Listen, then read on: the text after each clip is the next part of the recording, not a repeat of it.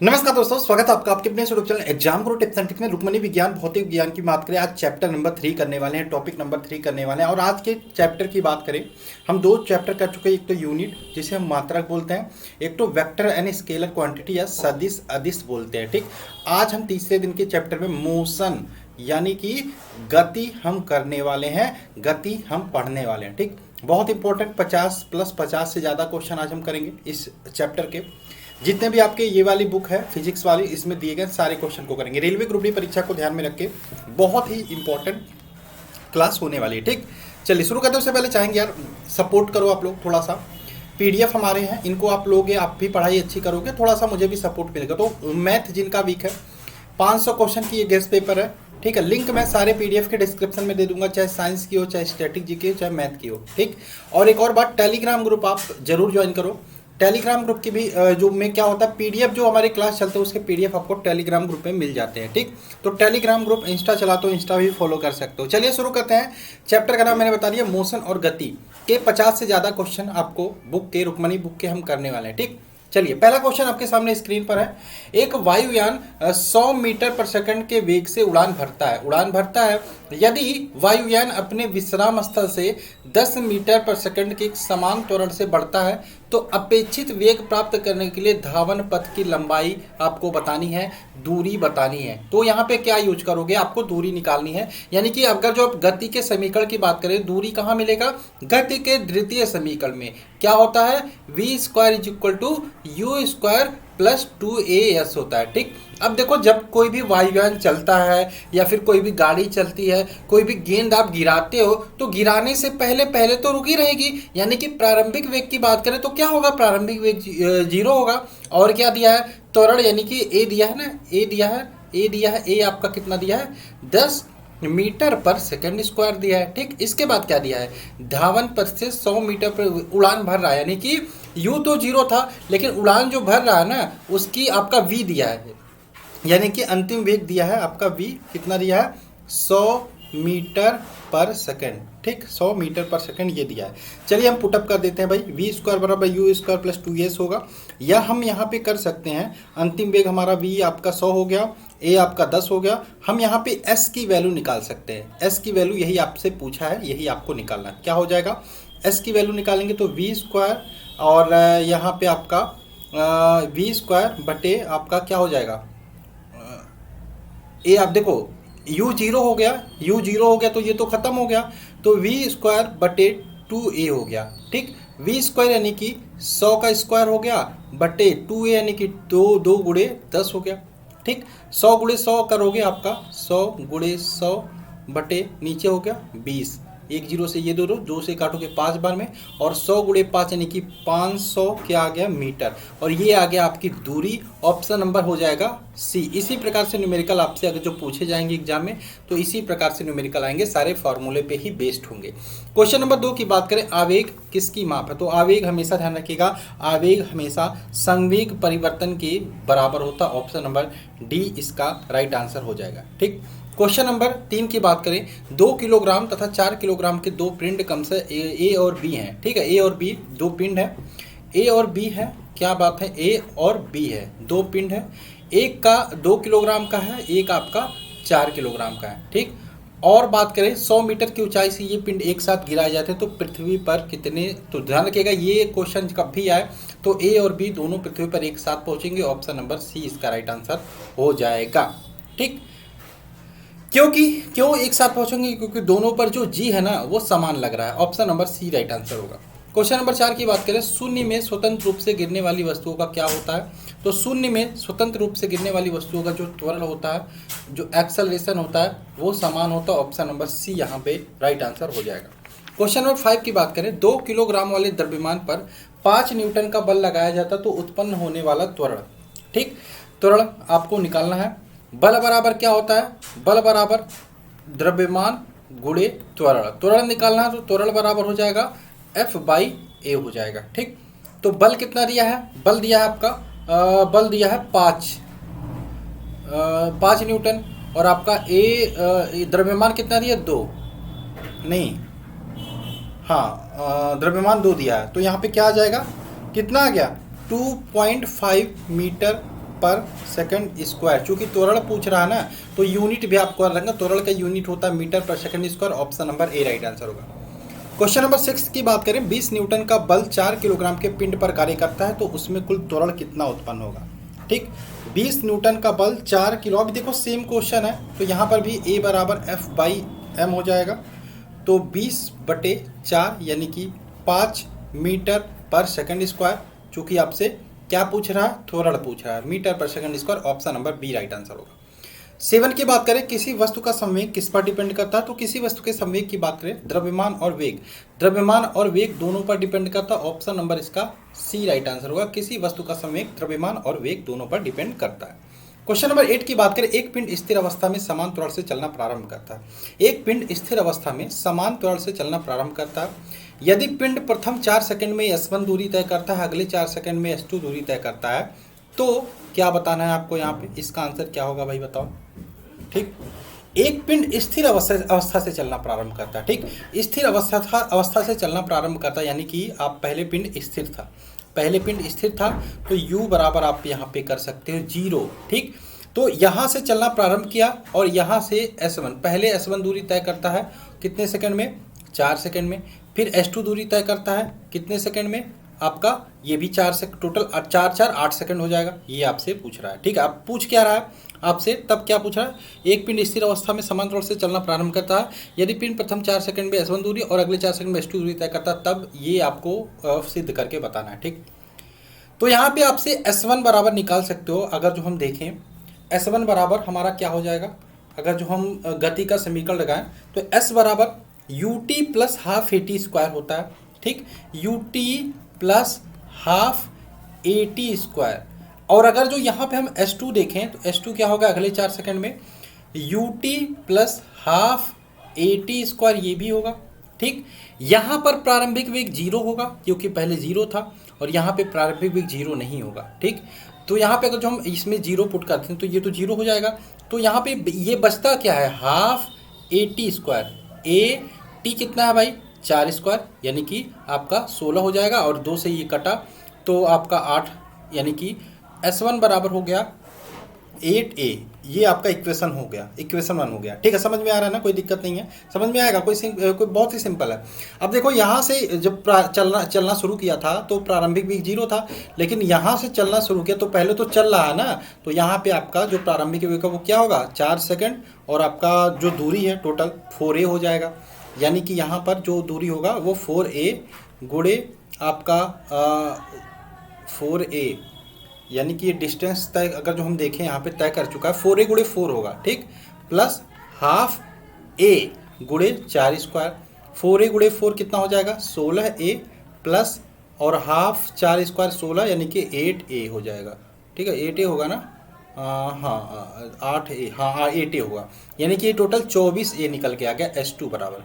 ठीक, S1 बराबर 8 है, S2 बराबर 24 है, तो ये किसके बराबर है, यानी कि S2 बराबर निकल के आएगा 3 गुणे S1, ये आपका निकल के आ जाएगा। यानी कि अगर जो 3 का मल्टीप्लाई कर दे S1 में तो S2 के बराबर हो जाए। देखो यहाँ पे 8 है, यहाँ पे 24 है। ठीक, तो क्या हो जाएगा, ऑप्शन नंबर ए इसका राइट आंसर हो जाएगा। ठीक, क्वेश्चन नंबर 9 की बात करें, एक खड़ी पहाड़ी के ऊपर एक लड़का इस पत्थर गिराता है जो कि 8 सेकंड में भूमि के तल पर पहुंचता, तो उस पहाड़ी की ऊंचाई क्या होगी, ये बताना है।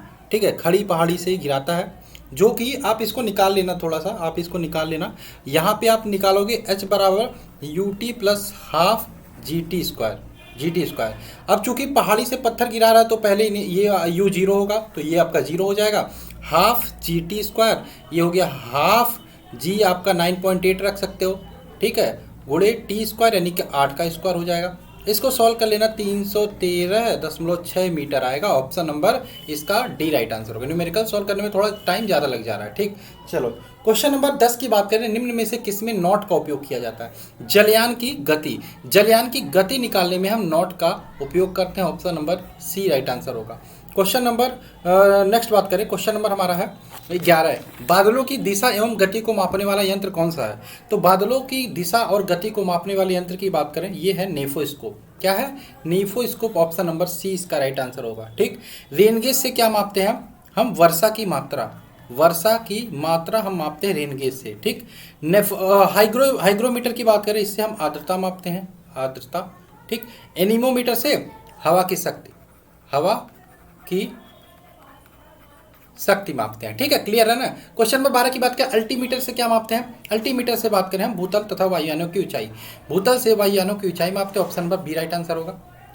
13 की बात करें, 15 फुट प्रति सेकंड को गति, जो गति है उसको मीटर प्रति सेकंड में कितने के बराबर होगी, 15 फुट प्रति, इसको आप बदल लेना, इसका आंसर हो जाएगा 4.57, option number D right answer होगा। 14 की बात करें, कोई पिंड v वेग के साथ ऊपर ऊर्ध्वाधर की ओर फेंका जाता है, यह ऊंचाई यश तक पहुंचने के बाद पृथ्वी की ओर लौट आता है, पिंड द्वारा तय की गई दूरी तथा विस्थापन का अनुपात क्या होगा, इसका आंसर क्या होगा। तो इसका आंसर होगा, कोई भी पिंड v वेग के साथ ऊपर ऊर्ध्वाधर फेंका जाता है, यह ऊंचाई के पहुंचने के बाद पृथ्वी की ओर लौट आता है, पिंड द्वारा तय की गई दूरी और विस्थापन का अनुपात की बात करें तो ये अनंत होगा, option number D right answer होगा, क्योंकि दिया नहीं है ना इसलिए अनंत होगा।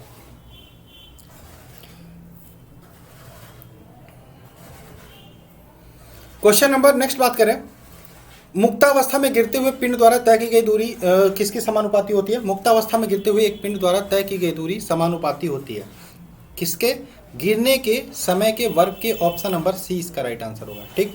ये होता है आपका एच अनुक्रमानुपाती टी स्क्वायर, ठीक है, ध्यान रखिएगा। नेक्स्ट क्वेश्चन की बात करें, क्वेश्चन नंबर आपका 16 है, एक गतिमान पिंड का वेग काल ग्राफ दिया गया है, ये वेग है और ये आपका समय है या काल का ग्राफ दिया गया है, ठीक है। इससे आपको कुछ क्वेश्चन है उसे बताना है। दिए गए चित्र में पिंड का प्रारंभिक वेग, भाई पिंड का प्रारंभिक वेग क्या होगा, ग्राफ से स्पष्ट है, पिंड यहाँ पे पहले रुकी हुई है तो क्या होगा, पिंड का प्रारंभिक वेग u आपका 0 हो जाएगा, ऑप्शन नंबर बी इसका राइट आंसर हो जाएगा, पिंड का प्रारंभिक वेग। नेक्स्ट बात करें, 5 सेकंड बाद पिंड का वेग क्या होगा, 5 सेकंड बाद पिंड के वेग की बात करें तो यहाँ से देखो समय, आप देखो समय देखो, 5 सेकंड बाद यहाँ आएगा पिंड और इसके हिसाब से अगर जो हम देखें ग्राफ से तो आपका वेग आपका 0.6, option number A right answer होगा। क्वेश्चन नंबर 18 की बात करें, दिए गए चित्र में त्वरण है, त्वरण निकालना अगर जो आपको, ठीक है, तो त्वरण बराबर वेग समय ग्राफ की ढाल जो होती है, ठीक। तो यहाँ पे आप निकालोगे 0.1 मीटर पर सेकंड स्क्वायर निकल के आ जाएगा, देखो यहाँ पे इनका डिफरेंस कितना है, 1 ही है ना, 0 पॉइंट, तो ऑप्शन नंबर बी इसका राइट आंसर हो जाएगा। नेक्स्ट बात करें क्वेश्चन नंबर 19, एक गतिमान पिंड के, देखो वही क्वेश्चन है, 5 सेकंड में तय की गई दूरी, 5 सेकंड में तय की गई दूरी आपको निकालना है, ठीक। तो 5 सेकंड में यहाँ पे बात करें आपका 5 सेकंड में तय की दूरी बराबर वेग समय ग्राफ का क्षेत्रफल जो होगा वही होगा ना, तो क्षेत्रफल बराबर 1/2 गुणे आधार गुणे ऊंचाई बराबर 1/2 गुणे 5 गुणे ऊंचाई कितना होगा, यानी कि 5 सेकंड में आपका 0.6, तो इसको आप सॉल्व करोगे तो आपका 1.5 मीटर आएगा, ऑप्शन नंबर इसका सी राइट आंसर होगा। क्वेश्चन नंबर 20 की बात करें, एक कार की गति 10 सेकंड में 20 किलोमीटर पर घंटे से 50 किलोमीटर पर घंटे तक बदलती है, इसका त्वरण कितना होगा, ठीक, इसका त्वरण कितना होगा। तो कार की गति 10 सेकंड में 20 किलोमीटर से, यानी कि यहाँ पे प्रारंभिक वेग पहले से चल रहा है कार, तो u बराबर 20 किलोमीटर पर सेकंड हो गया, ठीक, ये दिया है। और बात करें यहाँ पे 10 सेकंड में 20 से 30 किलोमीटर पर घंटे बदलती है, और सॉरी 20 से 50 किलोमीटर पर घंटे तक बदलती है, यानी कि प्रारंभिक वेग 20 है तो अंतिम वेग दिया है 50 किलोमीटर पर घंटे, ठीक। देखो एक चीज़ देख लो, यहाँ पे आंसर आपका मीटर पर सेकंड में दिया, तो इसको भी हम मीटर पर सेकंड में कन्वर्ट कर सकते हैं। 20 किलोमीटर में को हम मीटर पर सेकंड में कन्वर्ट करेंगे तो आपका क्या करोगे, आप क्या करोगे, 20 गुणे 5/18 से मल्टीप्लाई करोगे, ठीक, 20 गुणे 5/18 से मल्टीप्लाई करोगे, इसको काटोगे पीटोगे तो 100/18 आएगा मीटर पर सेकंड, और ये आपका इसमें भी आप क्या करोगे 50 गुणे 5/18, इसको भी आप देखोगे तो 250 ये आ गया आपका 250/18 मीटर पर सेकंड आ गया, ठीक। तो u निकल गया, v निकल गया, इसको आपने मीटर पर सेकंड में निकाल लिया, ठीक। अब यहाँ पे त्वरण होता है आपका u minus v by t, v minus, ये गति के पहले समीकरण से होता है, गति के पहले समीकरण होता है u बराबर गति के पहले समीकरण से होता है, ठीक। तो यहाँ पे बात करें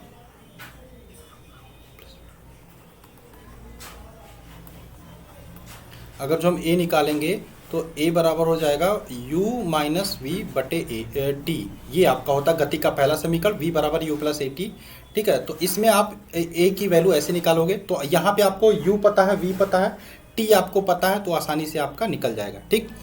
निकल जाएगा ना, कोई दिक्कत नहीं है।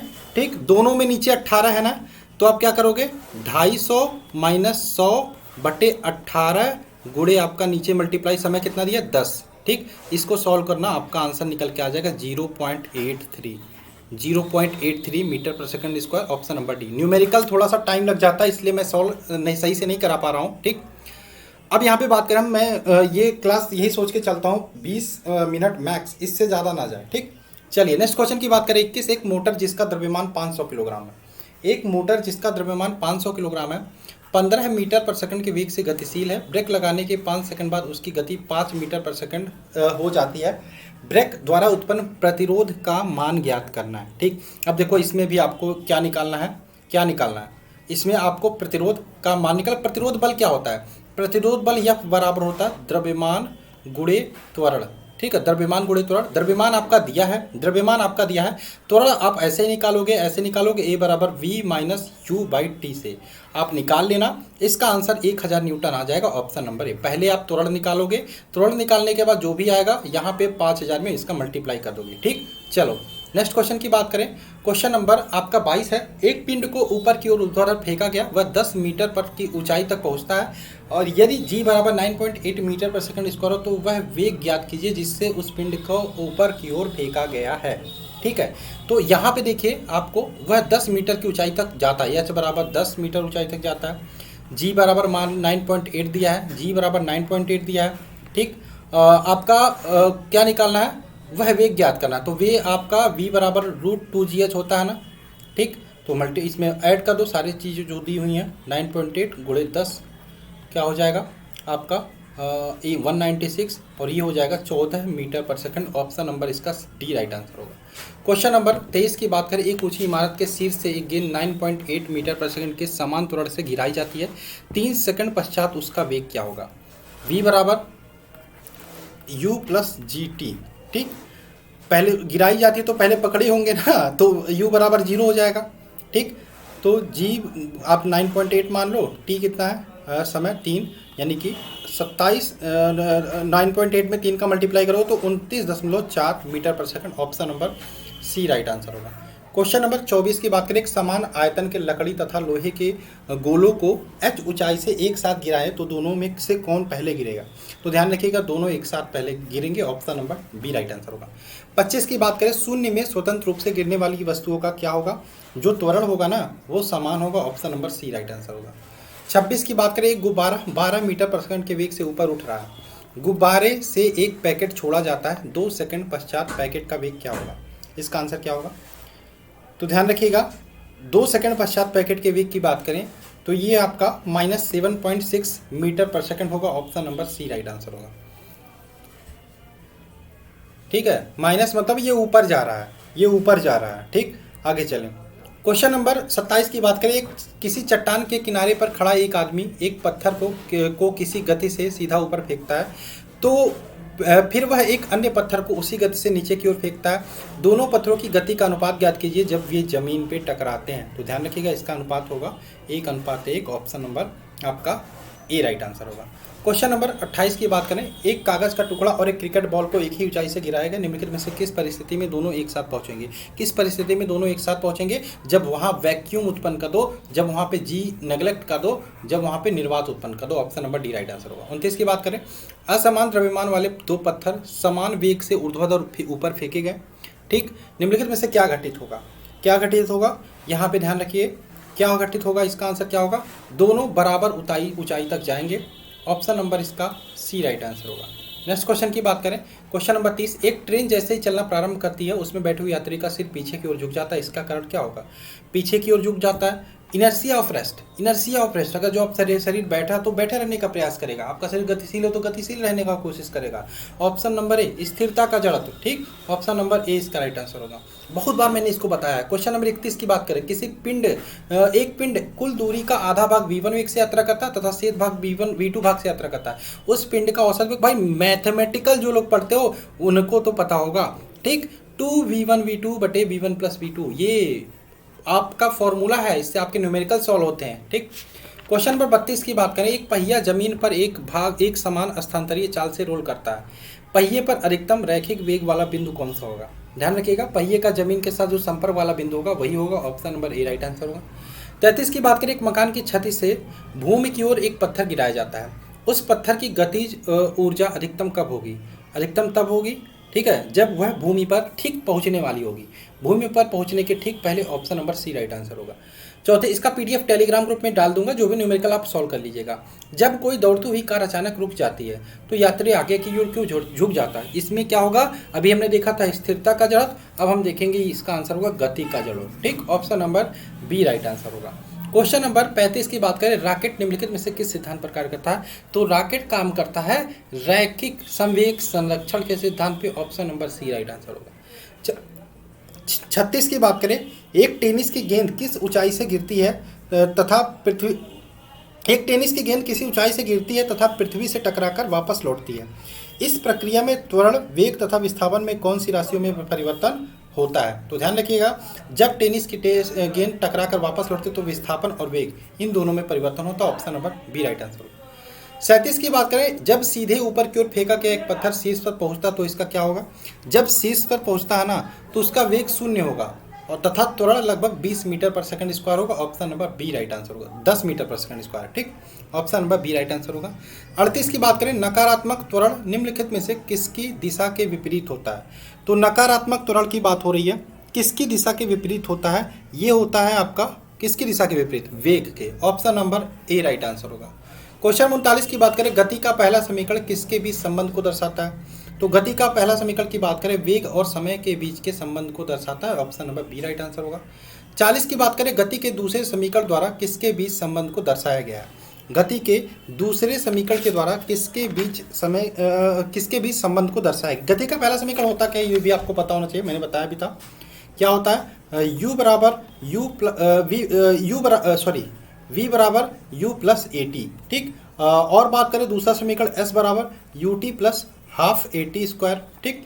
तीसरा समीकरण क्या होता है? v स्क्वायर बराबर यू स्क्वायर प्लस 2as। ये इसलिए इंपॉर्टेंट है क्योंकि यहाँ से आपका फॉर्मूला लगेगा। t समय है, u प्रारंभिक वेग है, v अंतिम वेग है, a त्वरण है, ठीक। चलिए, गति के दूसरे समीकरण द्वारा किसके बीच संबंध को दर्शाया गया? इसका आंसर क्या होगा? तो गति के दूसरे समीकरण द्वारा यहाँ पे स्थान और समय के बीच संबंध को दर्शाया गया, option number B right answer होगा। 41 की बात करें, ओडोमीटर एक ऐसा उपकरण है जिसका उपयोग नाड़ियों में क्या मापने के लिए किया जाता है? ध्यान रखिएगा, जिसका उपयोग नाड़ियों में नहीं है तो बायोलॉजी में घुस गया भाई, गाड़ी होगा, ठीक। गाड़ी, मैं नाड़ी पढ़ रहा हूँ। गाड़ियों में क्या मापने के लिए किया जाता है? ये दूरी मापने के लिए किया जाता है, option number A right answer होगा। 42 की बात करें, यदि किसी वस्तु द्वारा तय की गई दूरी 0 है तो वस्तु का विस्थापन कितना होगा? दूरी 0 है तो विस्थापन भी आपका 0 होगा, option number B right answer होगा। 43 की बात करें, कण द्वारा तय किए गए पथ की प्रकृति निम्न में से किसके द्वारा ज्ञात की जा सकती है? तो ध्यान रखिएगा, ये वेग और त्वरण दोनों के द्वारा, option number D right answer होगा। 44 की बात करें, यदि 5 सेकंड में किसी वस्तु का वेग 5 मीटर पर सेकंड से बढ़कर 10 मीटर पर सेकंड हो जाए तो उसका त्वरण कितना होगा? ठीक, त्वरण कितना होगा भाई? त्वरण आपका कितना परिवर्तन, v माइनस यू बटे आपका t, यानी कि 10 में से 5 बटे आपका t कितना दिया है? 5, ठीक। तो 5 बटे 5 यानी कि 1 metre per second square, option number हो जाएगा क्या? Option number D. Question number 45 की बात करें, निम्नलिखित उदाहरणों में से किसमें एक एथलीट का त्वरित वेग अधिकतम होगा? किस एक एथलीट का त्वरित वेग अधिकतम होगा? क्या आंसर होगा? तो ध्यान रखिएगा, एक वृत्ताकार पथ में दौड़ेगा तो उसका त्वरित वेग अधिकतम होगा, ऑप्शन नंबर डी। 46 की बात करें, यदि एक गेंद को 40 मीटर पर सेकंड के वेग के साथ ऊपर फेंका जाता है तो 6 सेकंड बाद विस्थापन का परिणाम कितना होगा? मान ले कि g बराबर आपका 10, ठीक। तो यहाँ पे क्या पुट करोगे, क्या लगाओगे? v स्क्वायर बराबर यू स्क्वायर माइनस 2gh, ठीक है, ठीक है, ध्यान रखना। ऊपर फेंका जाता है, विस्थापन पर, चलो तो यहाँ पे आप क्या करोगे? देखो क्या निकालना है आपको, आपका 40 मिनट फेंका जाता है, 6 सेकंड बाद विस्थापन का परिणाम कितना होगा? एक गेंद को 40 मीटर पर फेंका जाता है, ठीक। 40 से फेंका जाता तो प्रारंभिक वेग आपका 40 हो गया और महत्तम ऊंचाई पर आपका पूछ रहा है 6 सेकंड बाद, ठीक है। 6 सेकंड बाद यहाँ पे महत्तम ऊंचाई पर पूछ रहा है, ठीक। क्या होगा? ऊंचाई यच निकालना है आपको, यच निकालना है आपको, ठीक। तो ये तो आपका 0 हो गया, v स्क्वायर 0 हो जाएगा, तो क्या बचेगा आपका यहाँ पे? क्या बचेगा? यच निकालना है ना, तो यू स्क्वायर एच बराबर हो जाएगा यू स्क्वायर बटे 2g, यही होगा ना 2g। ठीक, जी आपका 10 मान्य था, यू आपका कितना है 40 गुणे 40 बटे 2g यानी कि 2 गुणे 10, एक जीरो से ये जीरो काटा, 2 से काटा 2 बार में 4 दुनिया यानी कि 80 मीटर आपका आंसर ऑप्शन नंबर बी निकल के आ जाएगा। ठीक, 80 मीटर। आगे चलें, 47 की बात करें। यहाँ पे 47 क्या है, जब 21 न्यूटन का एक बल को 3 किलोग्राम द्रव्यमान वाली वस्तु पर लगाया जाता है तो उत्पन्न त्वरण कितना होगा। F बराबर एम ए भाई, 21 गुणे 3, F बराबर एम ए, F बराबर एम ए, त्वरण पूछा है तो A बराबर F बाई एम यानी कि 21/3 यानी कि 7 metre per second square. Option number C right answer होगा। 48 की बात करें, एक वस्तु स्थिर स्थिति में आरंभ होकर 4 मीटर पर सेकंड के वेग से निरंतर स्थानांतरित होती है, 8 सेकंड बाद इसकी गति कितनी होगी। ठीक है, देखो सेम वाला क्वेश्चन है, इसको आप लगा लेना, वी बराबर यू प्लस 80। ठीक, तो आपका यहाँ पे आंसर निकल के आ जाएगा यू जो कि 0 है, उसके बाद ए गुणे टी यानी कि 4 गुणे 8 यानी 32 metre per second. Option number C right answer होगा। 49 की बात करें, कोणीय विस्थापन के परिवर्तन की दर को क्या कहते हैं, तो कोणीय विस्थापन के परिवर्तन की दर को हम कोणीय वेग बोलते हैं। Option number D right answer होगा। 50 की बात करें, मुक्त रूप से गति करने में सक्षम 10 किलोग्राम द्रव्यमान की एक वस्तु पर जब 10 न्यूटन का बल लगाया जाए तो निम्न में से कौन सा लागू होगा। तो ध्यान रखिए, निकाय जो होगी 1 मीटर पर सेकंड स्क्वायर के त्वरण से गति करेगी। Option number C right answer होगा। क्वेश्चन नंबर 51 की बात करिए, यदि ऊपर की ओर फेंकी गई वस्तु का प्रारंभिक वेग 14 मीटर प्रति सेकंड हो तो उच्चतम बिंदु तक पहुंचने में कितना समय लगेगा। इसका आंसर क्या होगा, तो ध्यान रखिएगा, गति का यहाँ पे समीकरण लगाओगे, v बराबर u माइनस जी टी लगाओ, यहाँ पे माइनस जी टी लगाओ। ठीक, ऊपर फेंका जा रहा है ना, तो यहाँ पे ध्यान रखना। तो यहाँ पे 1.43 सेकंड आएगा। इसको सॉल्व करना थोड़ा सा न्यूमेरिकल है। ठीक, आप लोग बोलते हो ना न्यूमेरिकल, चलो इसका आंसर क्या होगा, इसको भी सॉल्व कर लेना। ठीक है, इसको भी सॉल्व करना थोड़ा सा लंबा है, ये सारे न्यूमेरिकल है, थोड़ा सॉल्व करना। ये वाला मैं करा चुका हूँ, ये सारे न्यूमेरिकल आप सॉल्व करके बताना। देखो मैं रोक दे रहा हूँ थोड़ा थोड़ा समय, आप स्क्रीनशॉट ले लो, न्यूमेरिकल सारे सॉल्व करना आप। ठीक, चलो इसका क्या होगा, समान, यहाँ पे ध्यान रखें, समय के सापेक्ष दूरी जो होगी वो क्या होगी, बढ़ेगी। Option number B right answer होगा। त्वरण ऋणात्मक होने पर किसी पिंड का वेग क्या होता है, त्वरण ऋणात्मक होने पर किसी पिंड का वेग घटता है। Option number D right answer होगा। इसका आंसर क्या होगा भाई, इसका आंसर देखो, आंसर मैं बता देता हूँ आपको, ये होगा इसका आंसर मैं बता देता हूँ। मुक्त रूप से गिरने के दौरान पिंड किस स्थिति में होता है, तो मुक्त रूप से गिरने के दौरान पिंड भारहीनता की स्थिति में होता है। Option number C right answer होगा। ठीक, चलो ये थे टोटल आपके गति के चैप्टर के सारे क्वेश्चन। और नेक्स्ट हमारा कौन सा चैप्टर होगा, नेक्स्ट हम करेंगे प्रक्षेप गति में। देखिए कितने क्वेश्चन है प्रक्षेप गति, प्रक्षेप गति में क्वेश्चन ज़्यादा नहीं है। हम करेंगे नेक्स्ट जो हमारा टॉपिक हो, इम्पोर्टेंट है, बहुत इंपॉर्टेंट है, लिफ्ट, लीवर यानी कि लिफ्ट, उत्तोलक और सरल मशीन। ठीक है, इसको हम करेंगे कल। और आई होप आपको क्लास पसंद आए हो तो लाइक कर देना यार, PDF को बाई करो, लिंक डिस्क्रिप्शन में मिल रहा है। ठीक है, पढ़ो, वहाँ से बहुत फायदा होगा आपको। बाकी और भी रेलवे ग्रुप डी को लेकर बहुत सारी वीडियोज आने वाली, मिलते हैं नेक्स्ट क्लास में। जय हिंद दोस्तों, जय भारत।